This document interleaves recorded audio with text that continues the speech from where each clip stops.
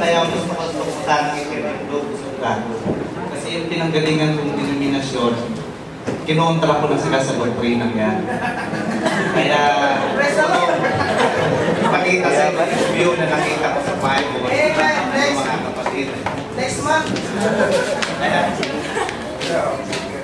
Dahil yung logo sa ito, alam nyo, nakasentro sa galit, malalim yun. Yes, lawak yan. Lawak yan. Siguro yung rapture kasi hindi ko pa nababasa yung ibang mga rizal sa end time, bagamat narinig ko yung mga paliwanag doon sa iba't ibang mga grupo sa natin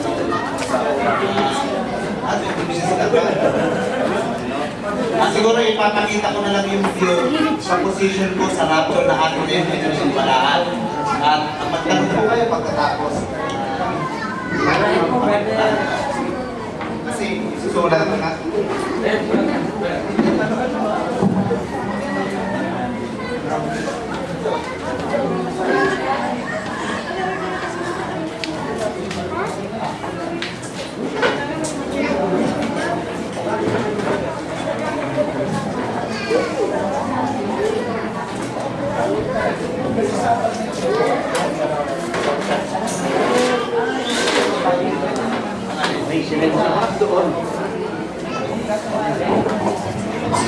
Praise the Lord po rin ng Diyos. Bakit kung tatalakay ng rapture?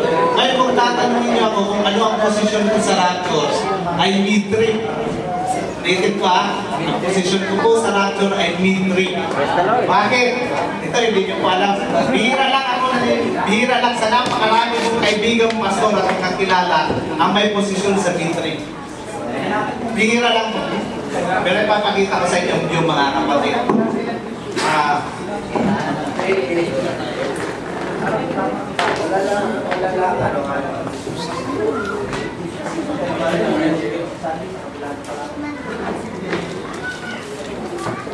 Pag may nagsishare, medyo silensyo muna. Para pag kayo nag-share, maganda eh.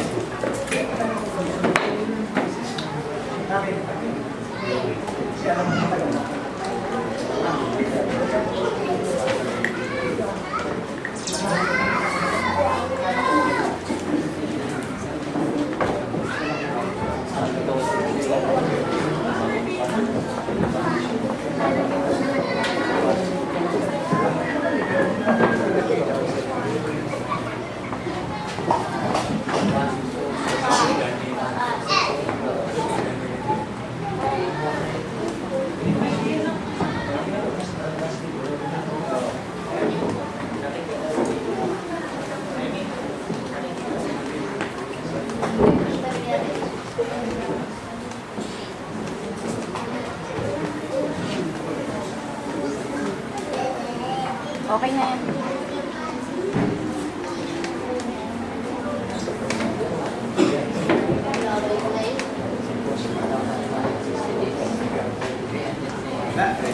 Nakikita mo rin yung nasusundan ninyo, ano?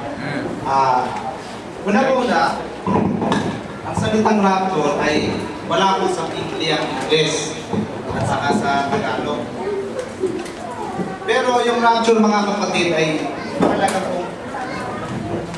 mahalaga po itong paksa. Bakit? Kasentro ito sa pagbabalik ng ating Panginoon. Ito po ay isang masilang doktrina at talagang debatable issue ang rapture. Sabi nga, meron na akong nakilala na wala na ng rapture. Sa Bible, mahalaga na makita po natin yung positioning dito. Ito po kung Daniel, chapter 9, basahin po,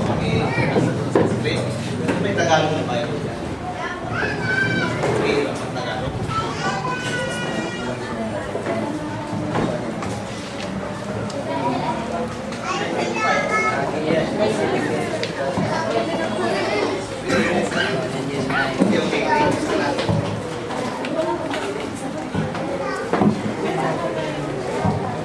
Daniel chapter 9, verse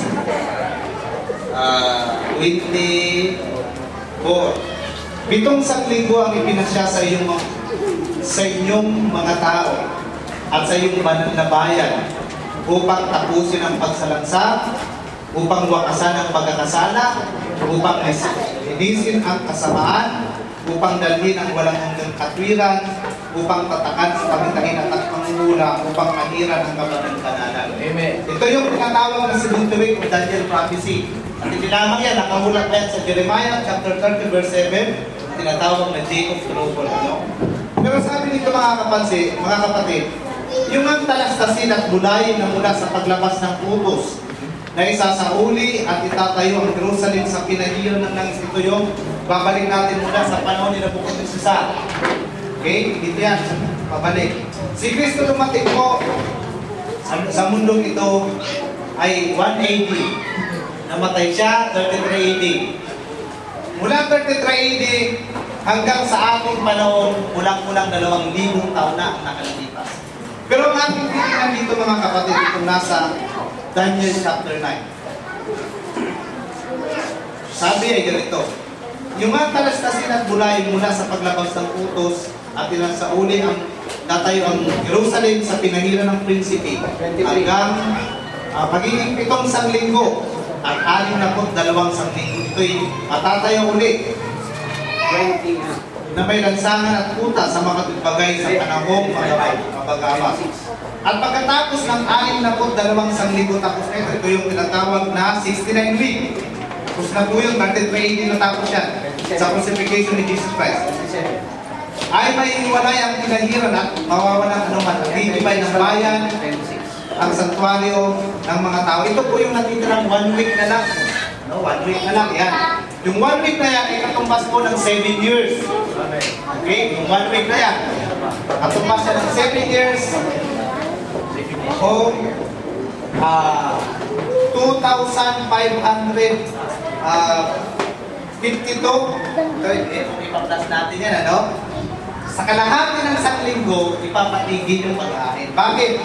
Dito po sa confirmation of the covenant, sa mga pastor, sa mga ministro, yung confirmation of the covenant, ito po yung Israel na i-confirm.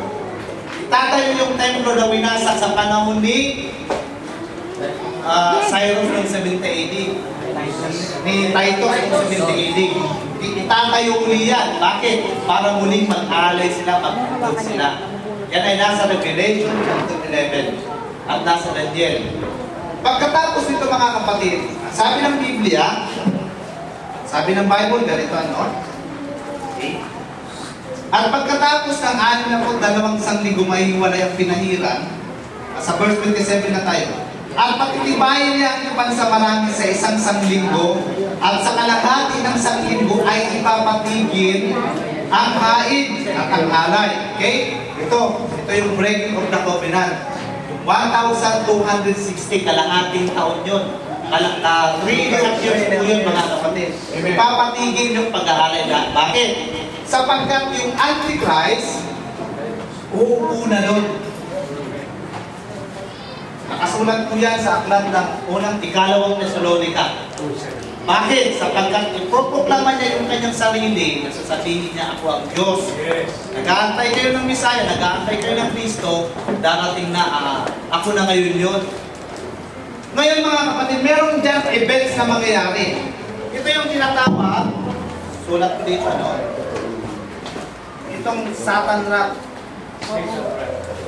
Yung galit po ng Diablo sa pangunguna po ng Antichrist, Antikristo. Pagtigil ng covenant, mga kapatid, ng pag-aalay nila, itong Satanas, basahin natin yung nasa aklat ng 2 Thessalonica 2:7. Okay, ito pag nakasulat mo doon.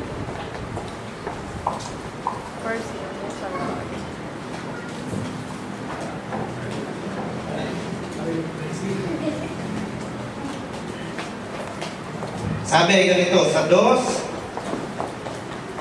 huwag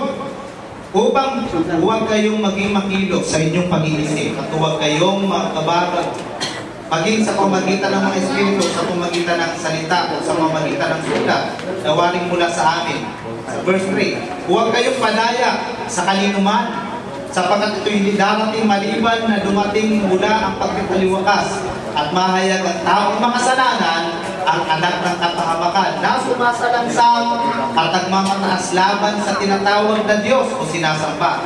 Dapat siya'y umupo sa templo ng Diyos at siya'y matatanyag sa kanyang sarili. Ito po, pag-break ng covenant, itong Antichrist uupo doon. Iproproklaman yung kanyang sarili, siya ang Diyos.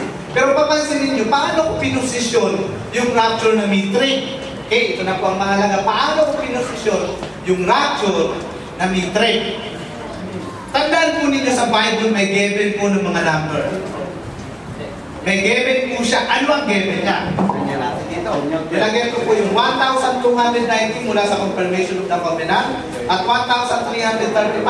Ano ang mangyayari sa pagitan ng 1,260 at 1,333? Dito pag-break ng covenant, sasabihin ng Antichrist, ako ang Diyos. Alam niyo ba mga kapatid, na pag sabi niya doon na ako ang Diyos, ito ang mangyayari.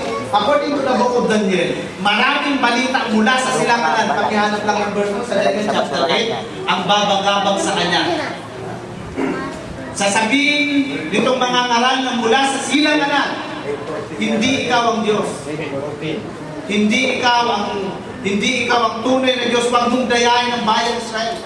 Daniel yun, chapter 8, hindi ata? 14. Hindi ko kasi ito Bible, kasi ka na kayo, hindi ko lang nalang Bible ko sa pagmamadali kanina. Okay, Daniel, chapter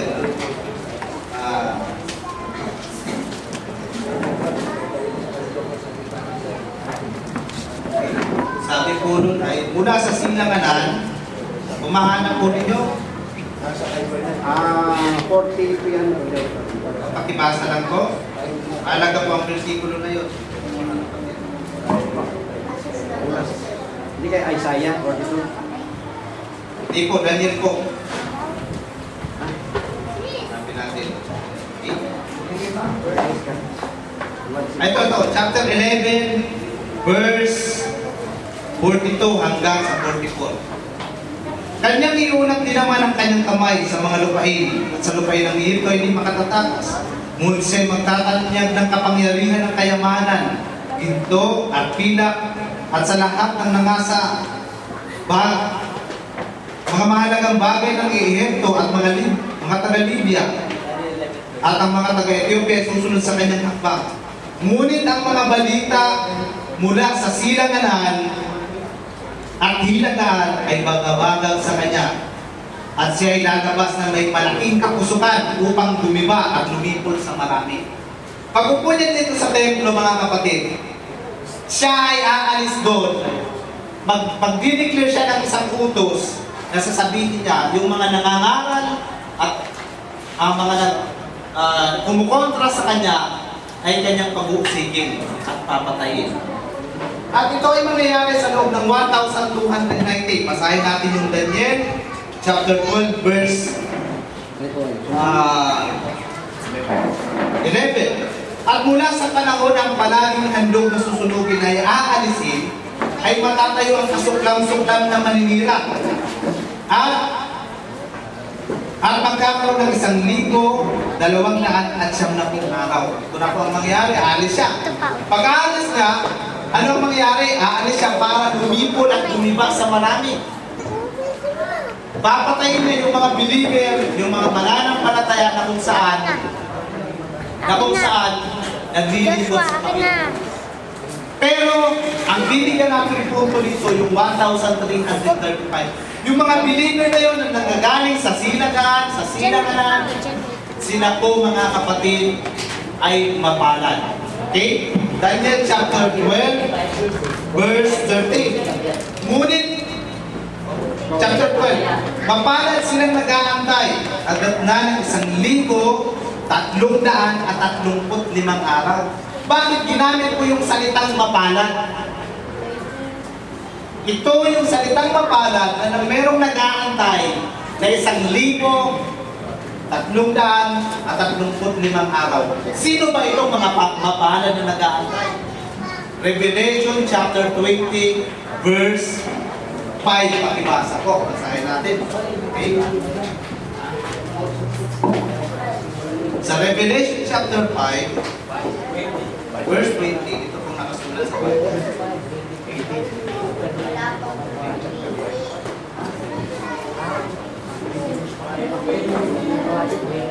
At ang iba sa mga patay ay hindi nabuhay hanggang sa maganap ang 1,000.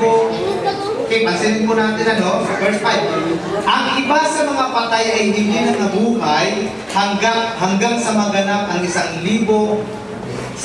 taon. Ito ang unang pagkabuhay na maguli. Ito na po, mga kapatid sa Bible. Ang sabi po, ito raw ang unang pagkabuhay na maguli. Pag sinabing sa unang pagkabuhay na maguli, wala pa pong nangyari pagkabuhay na maguli. Pinunto ng scripture, ito ang unang pagkabuhay na maguli. Ngayon, pag bibigyan mo siya ng view, meron na palang nauna, ito mag-try mo sa layo ng scripture.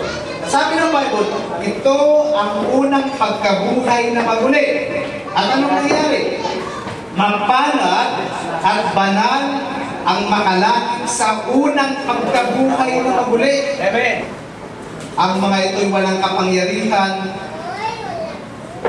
Ang mga ito'y walang kapangyarihan at sa ikalawang kamatayan, kundi sila'y maghahaling saserdote ng Diyos at ni Cristo at maghahaling kasama niya sa loob ng 1,000 taon. Dito po yung mangyayari.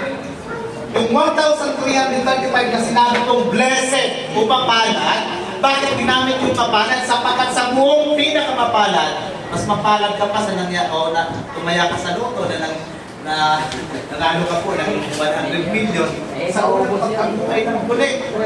Ibig sabihin, mula yung patay sa panahon ni Adan hanggang sa panahon dito pa lang magkakaroon ng unang pagkabuhay ng muli. Kasi sa Bible, mga kapatid, dalawa lang ang pagkabuhay ng muli. Unang pagkabuhay ng muli at ikalawang pagkabuhay ng muli. Ngayon, tinignan ko po yung tatlong phase ng pagkabuhay. Matagal kong pinagkontra yung isip ko dun May mga nakikita pa akong gusto kong ipalinaw sa atin. Mga kapatid. Ngayon, sabi po dito, ito ang unang pagkabuhay na magulit. Mapalad. Bakit mapalad? Unang Thessalonica, sa Tito 2:13, ito po nakasulat. Hintayin niya ang mapalad. Okay, basahin natin yung title. Hintayin niya ang mapalad at pag-asa ng pagpapakita ng ating dakilang Diyos at tagapagligtas na si Jesucristo. Pansinin po ninyo mga kapatid, naroon yung tatlong salitang blessed, mapalad. Unang mapalad, yung nag-aantay ng 1,335 araw. Ginamit po sa Revelation, ito ang unang pagkabuhay na maguli. Sino ito? Ito yung mga nag-aantay sa glorious appearing of the great God and our Savior, Jesus Christ. Kaya yung 1,335, yan yung blessed na ginamit ng Scripture. Mula sa confirmation of the covenant. Kasi bakit sila mapalad? Kasi merong satanod dito na 75 days. Kasi 30 days ito ang pagitan mula din sa 1,290 at saka 45 days naman. Ito yung galing ng Diablo. Alam niyo kung bakit? Dahil sa pag-alis na doon, lilipunin niya yung marami. Pero merong nag-aantay. Nag-aantay. At sinabi ng mapalad, bakit ito yan? Sa isang pangyayari na pag ikaw inuusig na nakasurvive ka, mapalad. Mapalad ka ngayon. Saan ko, mamaya kung itanong nyo sa akin, binigyan ko po kayo ng Diyos, saan ko ipoposisyon yung two proper, lahat yan po ay masasagot natin. Okay?